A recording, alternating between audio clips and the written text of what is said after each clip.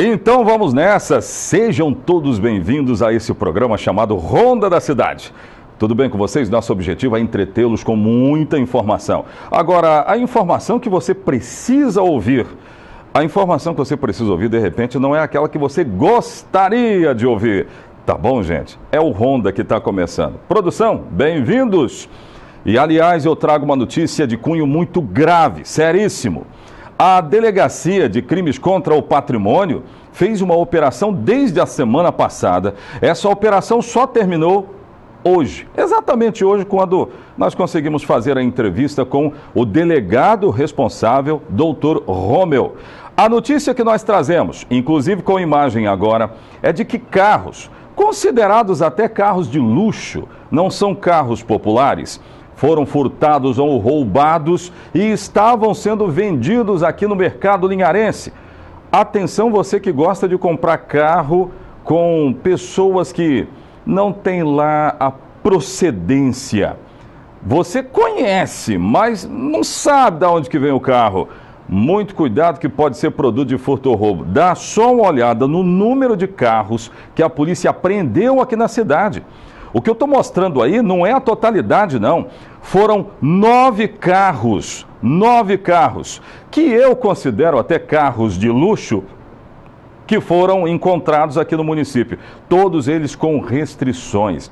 Aí você se pergunta, como é que esse comércio estava sendo feito aqui na cidade? Gente, para você que está ligando a TV agora, eu estou falando de um resultado de investigação da polícia. Quem chefiou essa investigação aí foi o delegado Dr. Romeu, a quem eu quero mandar um grande abraço, está lá me acompanhando. Ele chefiou juntamente com os investigadores, não é? Ele esteve à frente dessa investigação e encontrou todos esses carros que estavam prontos para ser comercializados, mas eles eram produtos de furto e roubo. O próprio delegado vai explicar daqui a pouco como é que se deu essa investigação. Mas esses carros todos estão no pátio da Polícia Civil. É a notícia quente, a notícia bomba de agora, que está na delegacia, 16ª Delegacia Regional da cidade de Linhares. Mas ainda hoje eu falo sobre o perfil de matadores. Quantos homicídios nós temos aqui na cidade de Linhares, hein? Quantos homicídios, quantas tentativas? Hoje eu conversei com o delegado André Costa, que me falou a respeito disso. Ele me disse que nós temos um número que chama a atenção. Ele mesmo vai citar o número daqui a pouco. E, pasmem, nós temos aqui o caso de um menor de 12 anos de idade que foi levado, acredito, para o IASES por ter praticado tentativa de homicídio, mas nas costas dele já tinham outras 2 tentativas de homicídio. O delegado vai fazer uma dinâmica disso aí e vai falar sobre casos onde matador e vítima estão no mesmo local. É assim que nós começamos o Ronda, no rádio ou na TV, a notícia chega até você.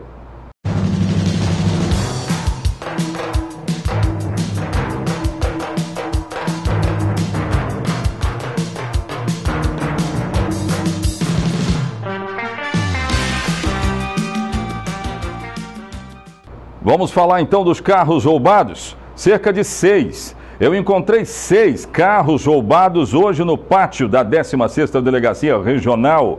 Mas é fruto de uma investigação que vem se desenrolando já desde a semana passada. No produto final aí na história tem 3 pessoas presas. 2 foram presas só nesta semana. E pasmem, esses carros estavam para ser comercializados. De repente, algum desses aí você mesmo já viu. De repente, alguns desses carros que nós vamos mostrar agora, você já tinha visto. Opa, quanto custa? Barato, hein? Pois é, alguns carros desses, de repente, estavam sendo objeto de desejo seu. Mas eram produtos de furto ou roubo, que estavam com placas adulteradas e que vieram parar no mercado linharense. Sabe por quê? Antes de chamar o Dr. Romeu, ele vai falar. Mas sabe por que esses carros estavam aqui? Porque tem gente para comprar.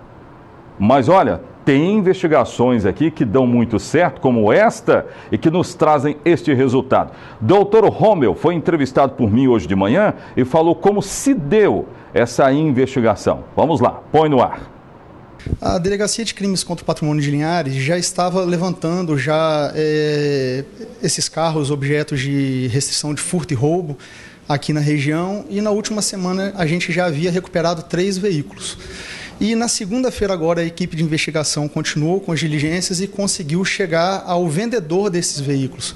Ele trazia esses carros de fora para cá, clonados, os carros são praticamente assim, perfeitos, a adulteração é perfeita, e eles conseguiram chegar ao vendedor e com isso conseguiram levantar pessoas que tinham comprado esses carros.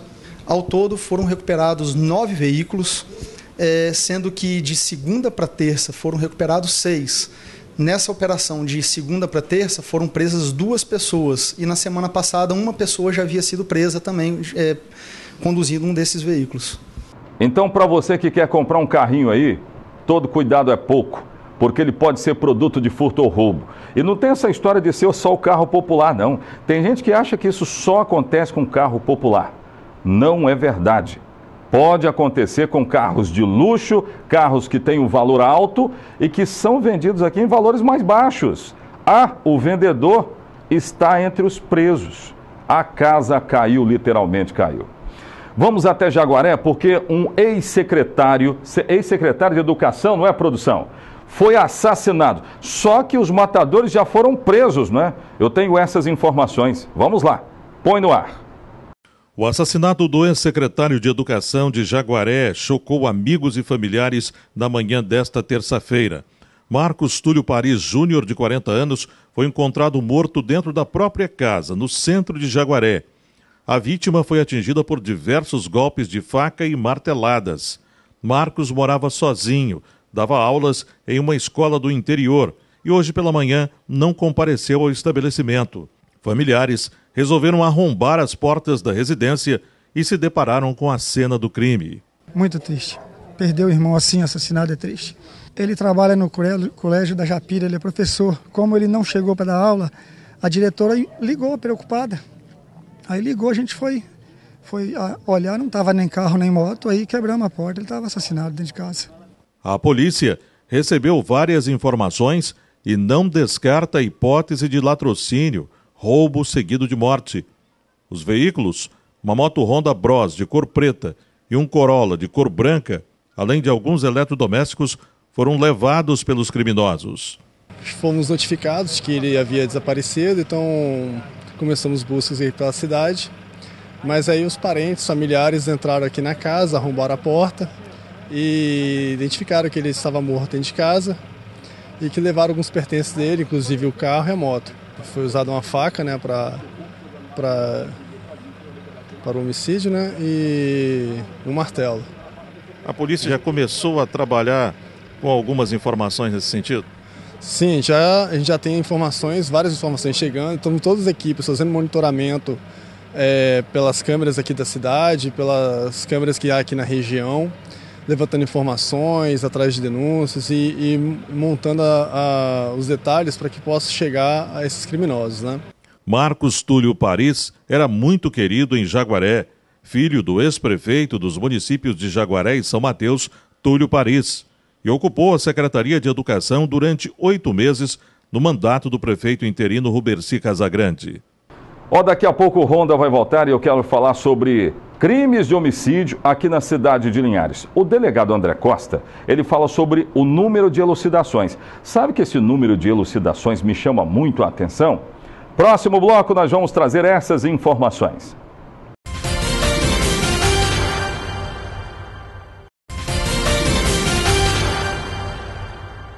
Estamos de volta com o nosso programa e agora eu quero falar sobre homicídios aqui na cidade de Linhares. Nós estamos com o número de 28 homicídios. Se nós somarmos as tentativas, chegaremos ao número de 37. É muito, hein? Para a cidade de Linhares? Claro que em comparação ao mesmo período do ano passado, este número é decrescente. Ele é menor, mas chamou a atenção. Aqui no estado do Espírito Santo, entre os municípios que mais mataram, figura lá, o município de Linhares. Aí depois vem São Mateus, aqui para o norte do estado, com 27 homicídios registrados. Eu estou falando do homicídio constatado no local. Linhares teve 28 constatado no local.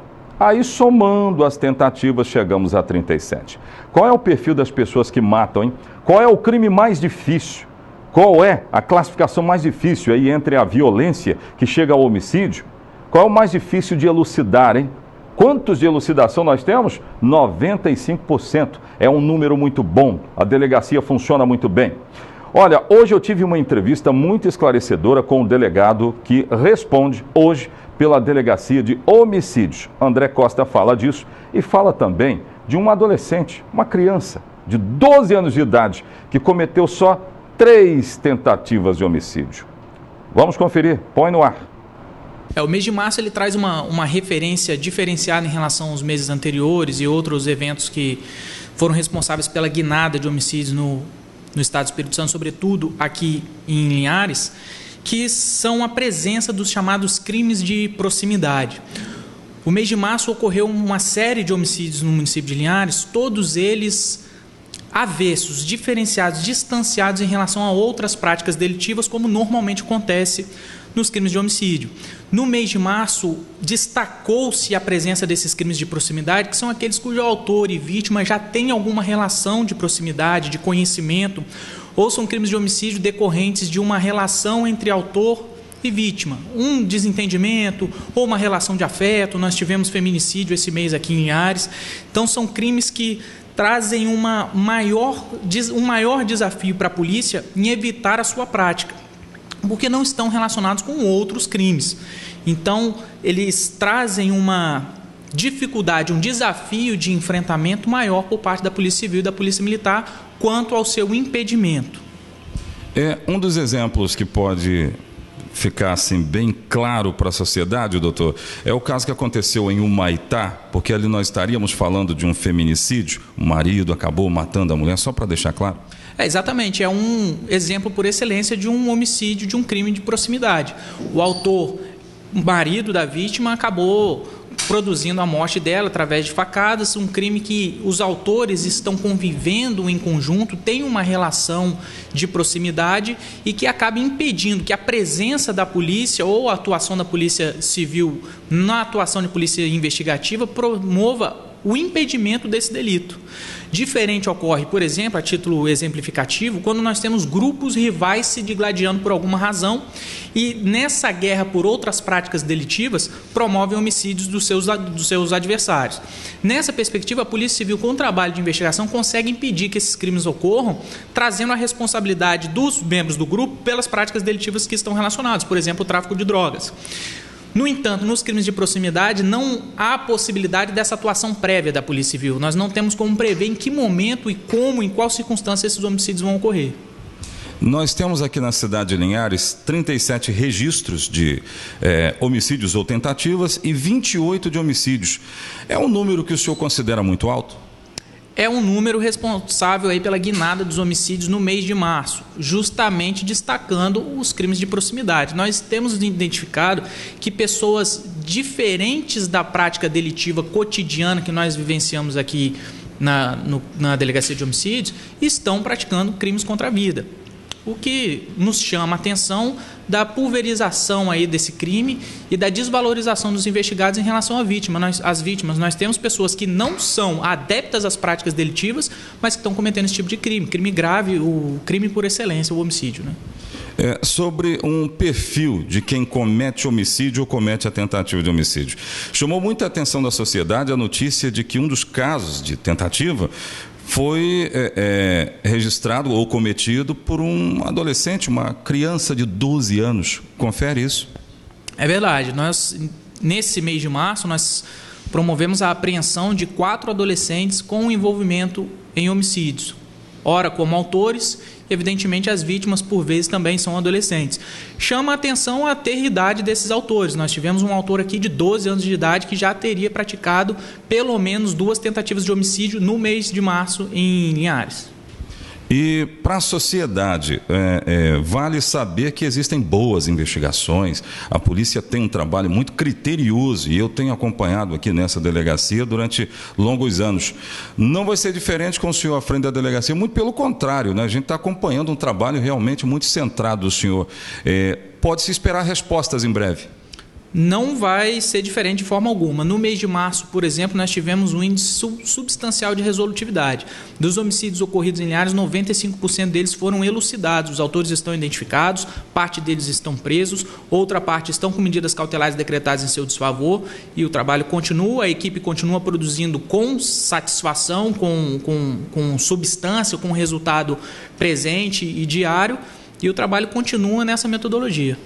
E aí, para a gente fechar, vale muito a participação da população ajudando a delegacia? Sem sombra de dúvida, é fundamental a atuação da população nesse trabalho. A população pode procurar a gente na delegacia, pode ligar através do 181, se tiver notícia do paradeiro de autores de homicídio ou de qualquer circunstância que pode eventualmente elucidar a prática delitiva, deve procurar a gente, o sigilo é absoluto e o trabalho vai ser levado a efeito. Então é isso. Eu sempre digo que nós temos que tratar da base. Ontem, a produção me deu uma sugestão que eu aceitei de colocar uma matéria esportiva dentro do Ronda. Por que essa matéria foi tão importante? Porque esses menores de 12 anos deveriam estar jogando uma bolinha, mas estão matando, tentando matar ou conseguindo matar. Então nós precisamos mostrar aqui soluções, formas de resolver o problema. Por isso que ontem eu trouxe aqui uma matéria muito legal falando de um projeto social que ocupa a cabeça de crianças que têm 10, 11, 12, 13, 14 anos, com futebol, com práticas esportivas, com práticas sociais importantes, e tira esses menores desse cenário de crime e tira das mãos deles a arma. É isso aí que tem que ser feito. Daqui a pouco de volta tem outras informações do programa. Atenção, senhores pais, está anunciada uma paralisação de professores para amanhã. Vou trazer os detalhes daqui a pouco.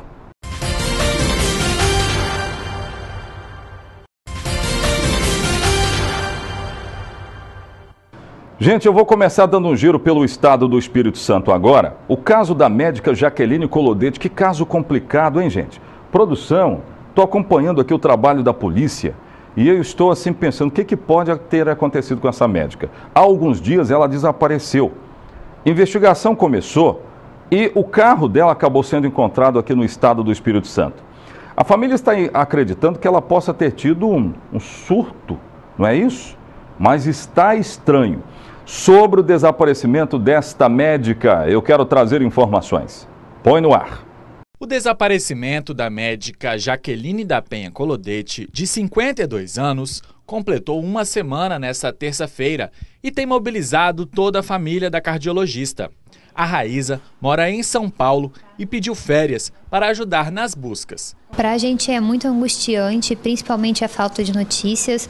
É tudo uma situação que ninguém esperava passar e ninguém espera passar por isso, principalmente com a tia Jaque, que era uma pessoa muito centrada, uma pessoa muito amada. A última informação que pode ajudar na localização da médica veio no domingo. Um caminhoneiro informou à família que nesta sexta-feira levou Jaqueline da cidade de Planalto até Poções, na Bahia. Ele entrou em contato, referiu que ela estava amedrontada, estava desconfiada, olhando para o lado a todo momento, não querendo que a vissem. E ele deu carona, foi um período curto, no máximo uns 30, 40 minutos, e que parecia não estar muito bem. E referiu alguns detalhes que a gente acredita, assim, inclusive a investigação tudo leva a crer que seja ela, mas depois que ela ficou em Poções, a gente não teve mais nenhuma notícia concreta. Jaqueline tem 3 filhos e trabalhava como cardiologista em Campo Grande, na cidade de Cariacica. A família ainda busca entender o que pode ter levado a médica a desaparecer dessa maneira. Ela era o ponto forte da família, que estava sempre envolvido em todas as situações, que dava apoio para todo mundo. O motivo a gente não consegue identificar. A gente acredita mesmo que ela teve uma perda de memória, talvez estava muito estressada e aconteceu alguma coisa que perdeu o sentido de si. A médica Jaqueline da Penha Colodete desapareceu há uma semana, quando retornava de Domingos Martins, na região serrana do Espírito Santo, para Cariacica, na Grande Vitória. No carro dela, que foi achado sobre a ponte do Rio Jucu, foram encontrados todos os seus pertences, como documentos e cartões. Um caseiro de um sítio próximo ao local contou à família que viu Jaqueline dentro do veículo no dia do desaparecimento por cerca de 2 horas. A família, mesmo sem novas informações, segue nas buscas e não perde a esperança. Tomara que a investigação a encontre, né? Fica aqui a nossa torcida. Atenção, senhores pais. O sindicato que representa a categoria de professores da rede pública municipal anunciou para amanhã uma paralisação. Eu vou tentar explicar a história. É que a determinação judicial, que foi uma batalha jurídica desde o final do ano passado, que saiu a determinação para que fosse feito o pagamento para toda a categoria, que é uma equiparação salarial para toda a categoria, foi feito, né? Aliás, essa decisão acabou sendo tomada. Houve o ganho de causa na primeira instância, que é o Fórum Desembargador Mendes Vanderlei, para os professores. Só que a prefeitura recorreu. E aí o sindicato, por causa disso, está anunciando essa paralisação. A presidente do sindicato, Simone Aguiar, vai dar outras informações. Ela esteve aqui e conversou conosco. Põe no ar. A decisão ontem em Assembleia foi parar amanhã. O magistério amanhã estará de braços cruzados, Oséias, não será dia letivo. Por esse motivo, hoje os professores estarão comunicando aos alunos que amanhã não deverão ir às escolas. Então, abraçamos essa causa ontem em Assembleia e definimos de amanhã parar tudo, cruzar os braços. Então, deixa eu entender, houve uma decisão importante em dezembro passado e aí essa decisão veio para este ano de 2018, essa decisão foi tomada no Fórum Desembargador Mendes Vanderlei, favorável aos funcionários, mas a prefeitura recorreu, foi isso? A gente está buscando uma estrutura de carreira para o magistério, é um direito que está em lei e que o município insiste em protelar, né? Isso nós queremos deixar bem claro para os pais, para os nossos alunos, que mais uma vez abracem essa causa junto com o professor. O professor precisa ser respeitado. Então está dito, haverá manifestações pela cidade e nós vamos acompanhar este caso.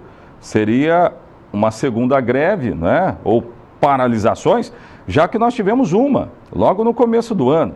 Aquela operação que eu chamei de Operação Tartaruga, que lá atrás, na minha época, chamava-se Operação Tartaruga. E ela pode voltar a acontecer ainda neste ano. Vamos continuar acompanhando então. O Ronda fica por aqui, obrigado pelo carinho da sua audiência. Voltaremos nesta quinta-feira e eu te aguardo. Até amanhã, tchau, tchau.